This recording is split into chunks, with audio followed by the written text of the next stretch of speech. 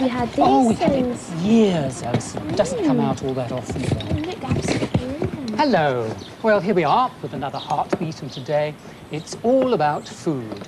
Thought if we had the barbecue out here, could be fun for later on. Yeah, I think what do you think? Brilliant. Yeah, we'll just try to put these all around the sort of like If you here could first. possibly fix it somewhere Hi, you up two. there. How's it Hi, going? Margot. We're going to have a barbecue. Great. Looks like fun. I'll help you in a moment. Right. All right. Yes, out there. Hello. Now, if you're like me and you like sweets and chocolates, I've got something here you might want to make. It's a sweet dispenser, and to make it, you need a big piece of card, and you need 2 of the large size matchboxes like this one here. Now, the reason why you need the card is to make a box, and I'll show you exactly how I made the box. Here's the piece of card, and what you want to do is you want to make the front and the back piece exactly the same width as your matchbox, like that.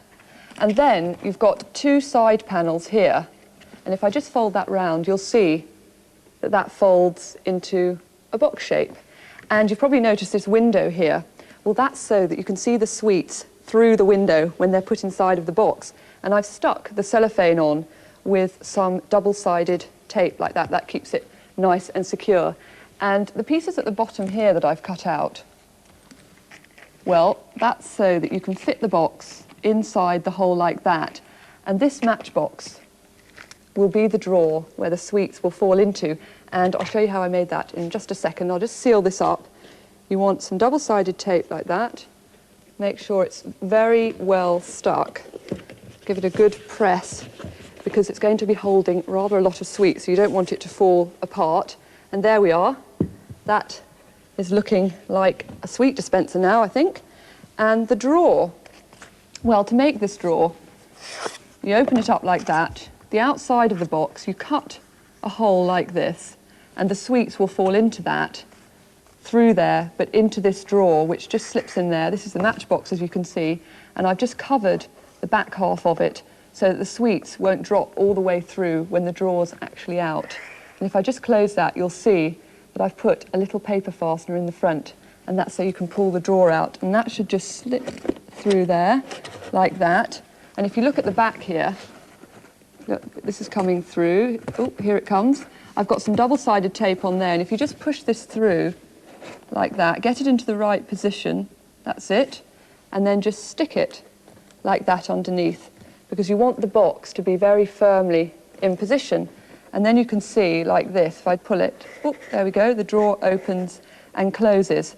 Now there's your drawer in position, but there's one thing you need to do. Because of the weight of the sweets going into the box, you need to make another shape out of another matchbox so that the sweets can fall mainly onto this centre panel here. And you can see I've made 2 cuts at either side. So some of the sweets will drop down there, but a lot of them will just drop onto this top section here. So you haven't got a huge weight jamming into the box at the bottom. And there's a hole here, like that, just big enough to take your sweets. And if I just put that through here, in the top it goes, push it down. There it goes, right the way down to the bottom. That's firmly in place. And now all you need are lots of sweets, and I've got loads here. I'm rather lucky, but if you just watch this, I'm going to pour them in. There they go. Oh, a few falling out there.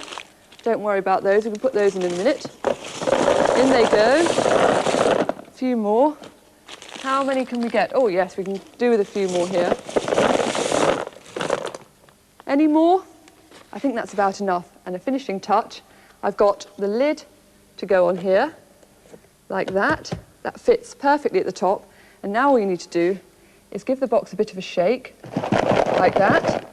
And hopefully, there are the sweets. That's my ration for the day. I'll have one of these. And if you want to write in for a fact sheet, send a stamped addressed envelope to us at Hartbeat, and we'll send you one. I think I'll eat this now.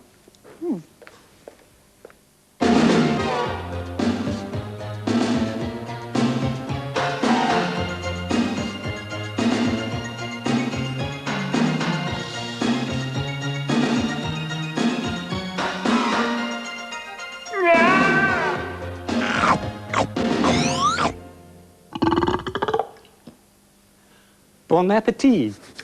I always think that food, properly presented, well presented, looks far more palatable. Look at this. Isn't that beautiful? The whole thing is a design based in the form of cross, you see? 1, 2, 3, 4.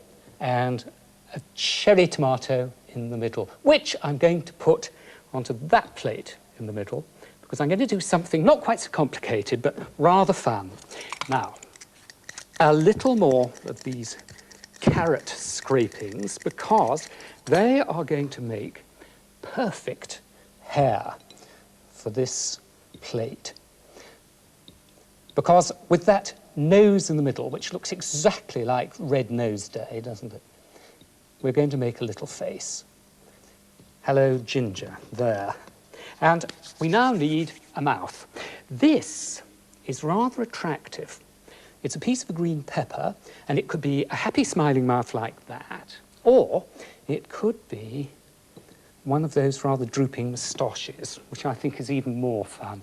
Now for the eyes, more carrot, but what I've done here is to cut tiny little circles of carrots and put cocktail sticks through them, and that makes it easy to put them there and there for his little piggy eyes. Right. Now, something else.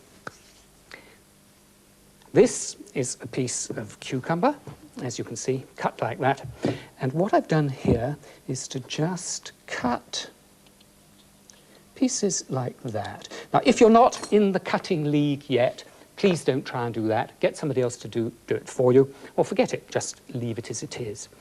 But what we are going to do is to use it as a base for something else. And that something else is an egg. A hard-boiled egg, and again I'm going to do a bit of cutting, so the same applies about that. Get someone to do it for you. And first cut is a little one like that, straight across, and the next one goes up to meet it, so we get a nice little smiling mouth like that. Now, he needs those eyes. Now you know why I put the cocktail sticks in. 1, 2. What can happen here is they simply go into place like that. And we'll display him there. But he needs a hat. And that is really fun. You'll like this quite a lot. The biggest end of the carrot, cut. Smallest end, cut again. Cocktail stick or bit of cocktail stick poked in there. Now through the middle of the carrot, looking out for your fingers. There is our top hat, which can now be put at any angle you like on our little character. There he is, good enough to eat.